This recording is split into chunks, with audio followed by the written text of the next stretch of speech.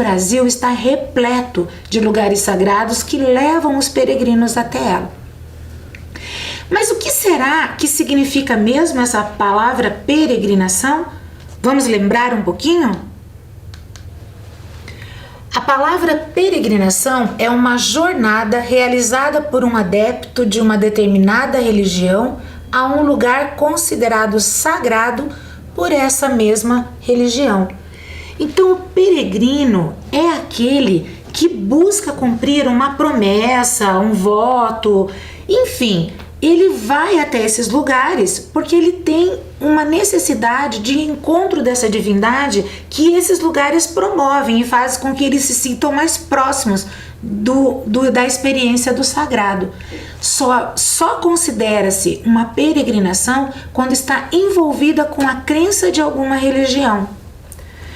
Vocês vão ouvir, enquanto a gente fala sobre esse assunto, também a palavra romeiro.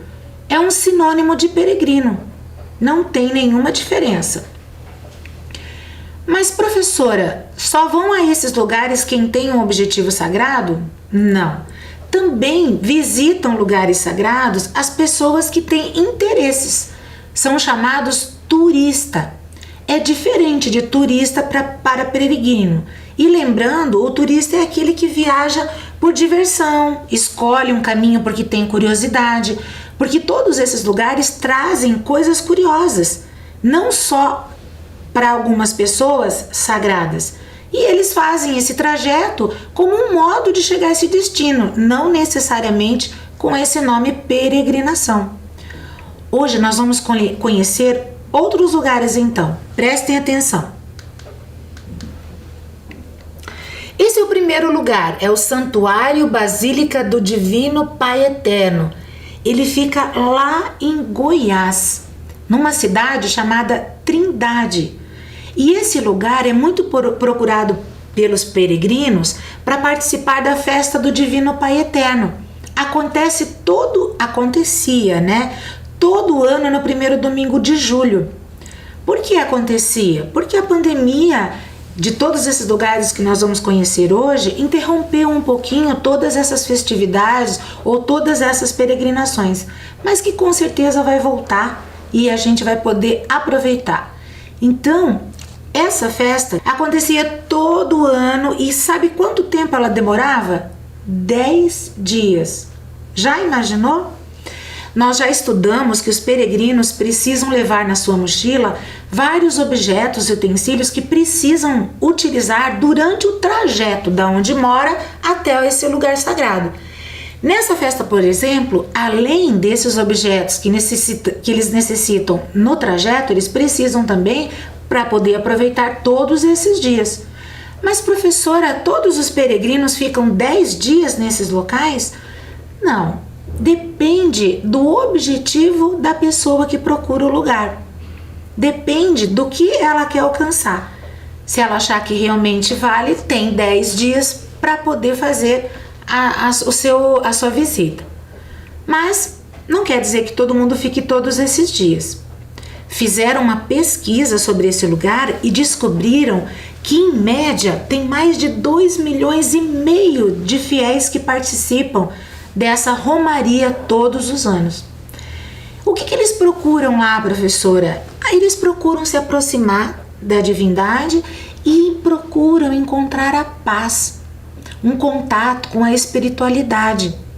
E realmente se sentem nesses lugares mais próximos e conseguem vivenciar essa experiência. Um outro lugar que leva vários peregrinos é o Teatro Nova Jerusalém, que fica lá em Pernambuco. É um teatro que fica numa cidade chamada Nova Fazenda.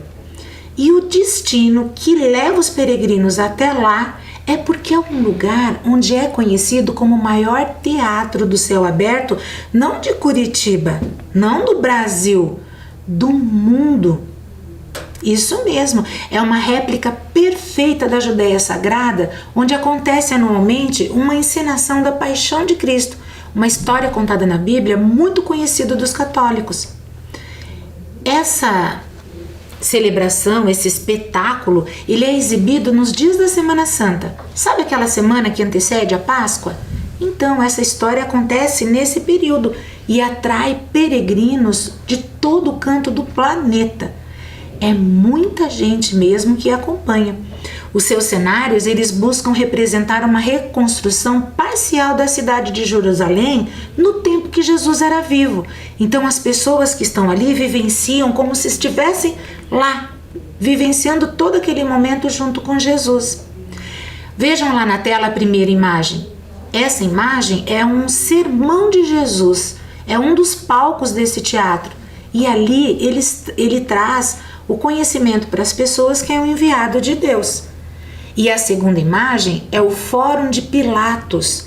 Na época, o governador dessa história entregou Jesus para ser julgado pelo povo e por isso ele foi crucificado. Então, essa história leva peregrinos do mundo inteiro a conhecer esse espetáculo. Então vamos ver outro espaço que também chama a atenção de vários peregrinos. É o Templo de Salomão, que fica lá em São Paulo. Ele também é uma réplica bíblica, é um lugar, o Templo de Salomão, que fica lá no bairro São Brás, em São Paulo, que é feito exatamente na forma como traz histórias bíblicas. A atração desse lugar é da Igreja Universal do Reino de Deus e lembra muito um lugar sagrado citado na Bíblia. A construção dele oferece a todos os peregrinos que lá chegam uma experiência, mais uma experiência, do tempo em que a terra era santa, no tempo em que a Bíblia traz as suas histórias. Então os fiéis dessa religião se sentem nesse local, um local muito mais do que só muito bem construído ou muito bem procurado. Um local onde eles encontram essa paz interior, que eles procuram tanto e que esse lugar pode trazer a eles. Outra festa que também é muito procurada pelos peregrinos é essa aí, a festa de Santa Bárbara para a religião católica e a festa de Inçã para o candomblé. E fica lá na Bahia. Vocês lembram quando nós estudamos práticas celebrativas que nós vimos várias práticas que acontecem lá em Salvador, na Bahia? Então, essa é mais uma delas. É uma festa onde traz fiéis tanto da matriz ocidental como da matriz afro-brasileira. E os festejos são inúmeros. Veja lá na tela quanta gente se reúne no centro histórico da cidade. Lota essa festa. Cada um no seu significado, mas cada um com a sua crença, com a sua vontade de participar nesse lugar dessa celebração. Isso atrai gente de muitos lugares, que saem das suas casas e vão até lá para participar. Agora eu queria trazer para vocês um projeto chamado Recife Sagrado. Lá no Recife, uma cidade que fica em Pernambuco, possui um grande número de lugares sagrados, principalmente católicos, de igrejas centenárias, que possuem mais de 100 anos. Essas igrejas possuem uma construção que choca muitas pessoas por ser impressionante, por ser maravilhoso, e também traz muito a arte sacra, que é nos objetos que eles trazem de arte, um significado religioso. Então, aproveitando que esse lugar recebe peregrinos, tantos turistas, e que realmente cada um desses lugares tem um significado diferente, eles fizeram um projeto. E nesse projeto existem pessoas que estão lá e que conhecem a história de cada um desses lugares e que acompanham as pessoas que lá visitam para poder dar essas informações tão importantes, tanto para os peregrinos como para os turistas que lá vão conhecer o local.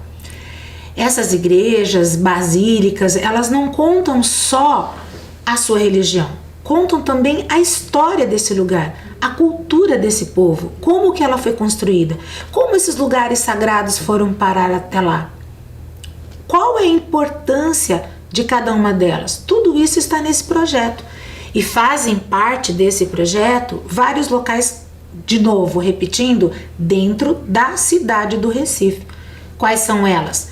A Igreja Madre de Jesus, a Capela Dourada, Nossa Senhora do Rosário dos Homens Pretos do Recife, Basílica de Nossa Senhora da Penha, Santa Teresa d'Ávila da Ordem Terceira do Carmo, Nossa Senhora do Carmo, a Sinagoga Carrauzur de Israel e a Igreja Nossa Senhora de Boa Viagem. Vamos começar então a conhecer cada uma delas. A primeira é a Sinagoga Carrauzur Israel.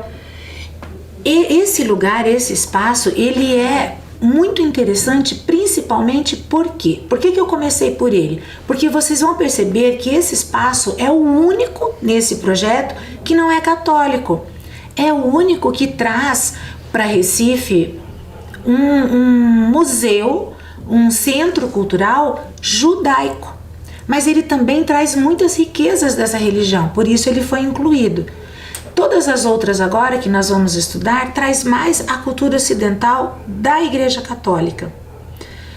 Essa segunda imagem é a Igreja Madre de Jesus e ela é considerada um dos mais belos templos do Brasil, não só de Recife. Sabe por quê? Porque ela possui várias imagens raras, como por exemplo a do Senhor do Bom Jesus dos Passos. A outra, nessa primeira imagem, é a Capela Dourada. E sabe por que ela tem esse nome? Porque lá no interior ela é revestida, sabe do quê? De ouro. Isso mesmo. As pessoas que entram nessa capela se admiram de ver tanto dourado, tantas peças construídas delicadamente em todos os cantinhos, com ouro. E é muito bonito. E essa segunda imagem é a Igreja de Nossa Senhora do Rosário dos Homens Pretos. Ela foi construída pelos negros da época e eles queriam muito que o seu templo fosse tão belo quanto aqueles da nobreza, que eles fossem ricos em detalhes, tanto no seu altar quanto na sua fachada, que é aquela construção da frente da igreja, e também as imagens dos santos que lá dentro teriam, que seria os santos, que é de São Benedito e São Estevão, que são os santos negros. Lembra um pouquinho essa história da nossa Igreja do Rosário de Curitiba, não lembra? Nós já falamos sobre isso. Aqui em Curitiba, nós também temos uma igreja, que é a Igreja de Nossa Senhora dos Pretos de São Benedito, que fica lá no Largo da Ordem. Quando eu li sobre essa outra igreja, eu lembrei da nossa. Lembra, né? Qual mais? Na primeira imagem, Basílica de Nossa Senhora do Carmo. Essa é uma basílica que mostra a história do estado do Recife de maneira bem detalhada. Quem vai até lá consegue ver no seu rico acervo de talhas, imagens e pintura exatamente como aconteceu a história. Talhas são aquelas artes onde são talhadas na madeira. Existem várias dentro dessa igreja que chamam muito a atenção dos peregrinos. E nessa segunda foto é a igreja de Santa Teresa d'Ávila da Terceira Ordem do Carmo. Essa igreja ela contém um conjunto de pinturas e todas elas bem dedicadas a Santa Teresa d'Ávila, que cobre, sabe que o forro inteiro e também umas partes das paredes. Então é uma igreja que chama muito atenção, porque todos esses detalhes, todas essas informações trazem um pouquinho da cultura dessa religião. A próxima, na primeira imagem, nós temos a Basílica Nossa Senhora da Penha. Quem construiu essa igreja foram os padres capuchinhos e eles seguiram o modelo das basílicas que tem em outro país, lá no país da Itália. Então, além de trazer a nossa cultura, traz um pouquinho dessa cultura dos italianos. Vocês sabiam que aqui em Curitiba também tem uma igreja dos padres capuchinhos? É a paróquia Nossa Senhora das Mercês. Eu morava lá perto. Quando eu era criança, eu já fui nessa nossa paróquia. Na segunda imagem, que é a igreja de Nossa Senhora da Boa Viagem, é uma igreja que foi construída muito antigamente, bem afastada do centro da cidade. Ela era tão afastada que a pregação, a fala do evangelho que acontecia lá dentro dessa igreja, elas eram celebradas só por algumas pessoas que passavam por ali. que eles chamavam de os viajantes, que passavam de cidades para cidades e aproveitavam esse lugar sagrado para fazer as suas orações. Então, quem mais participava dessa igreja eram os visitantes ou alguns moradores que viviam longe do centro da cidade, que eram os pescadores. Mas depois, com o tempo, a cidade, ela foi crescendo e foi se aproximando mais dessa igreja que é considerada um patrimônio histórico dessa cidade do Recife. Os peregrinos adoram ver os detalhes e as transformações que essa igreja teve ao passar dos tempos. Bom, do Recife nós acabamos de falar de todos esses lugares que os peregrinos procuram quando lá chegam. E eu queria só comentar com vocês sobre Ouro Preto. É uma cidade que fica lá em Minas Gerais. Por que eu lembrei dela nessa pesquisa? Porque lá também possuem muitas igrejas, capelas, mosteiros, vários lugares sagrados. Ouro Preto é uma cidade também muito procurada pelos peregrinos, por esse rico acervo que eles possuem de lugares sagrados. Mas isso é história para uma outra aula. Vamos para a nossa atividade de hoje? A atividade de hoje nós vamos fazer um caça-palavras. Vocês já conhecem, né? Caça-palavras é aquela atividade onde na esquerda possuem alguns nomes que deverão ser procurados nesse conjunto de letras que estão aí do lado. Elas podem estar escritas tanto na horizontal, que é da esquerda para a direita, quanto na vertical, que é de cima para baixo. Então nós temos que prestar bastante atenção nas linhas e colunas desse grupo de letras ali do lado. Quais são as palavras que nós vamos procurar e que estão ali escondidas? Sagrados, santa, templo, viagem, visita, fiéis, homenagem, procissão e romeiro. Vamos procurar? Eu vou dar um tempinho para vocês e eu já volto com a resposta.